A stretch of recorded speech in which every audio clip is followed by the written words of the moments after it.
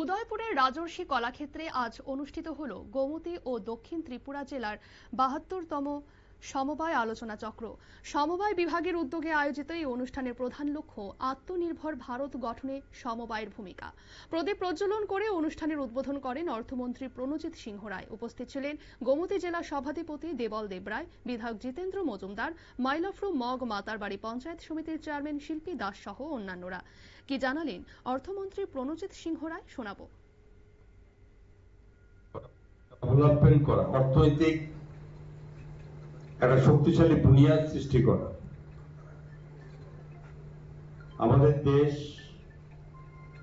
আমরা কৃষি নির্ভর দেশ এবং স্বাভাবিকভাবে এইগুলোকে যুক্ত করে সমবায় সমিতি যারা সমিতি করা হয়, একটা কমিটি থাকে সব, এবং সেগুলোকে স্বাভাবিকভাবে তাদের আর্থিক সমৃদ্ধি বৃদ্ধি করার জন্য সরকার বিভিন্ন পরিকল্পনা। আপনারা শুনলেন অর্থমন্ত্রী প্রণজিৎ সিংহ রায়ের পক্ষ থেকে বক্তব্য। মূলত হস্তশিল্প, তাঁতশিল্প, শ্রম ও মৎস্য সহ বিভিন্ন ক্ষেত্রে সমবায়ের প্রসার হলে যুবক, নারী ও দুর্বল শ্রেণীর মানুষ আরও স্বনির্ভর হয়ে উঠবেন। স্থানীয় অর্থনীতিও শক্তিশালী হবে বলে মত ব্যক্ত করেন। নিয়ে নিচ্ছে ছোট্ট একটি বিজ্ঞাপন বিরতি, সঙ্গে থাকুন।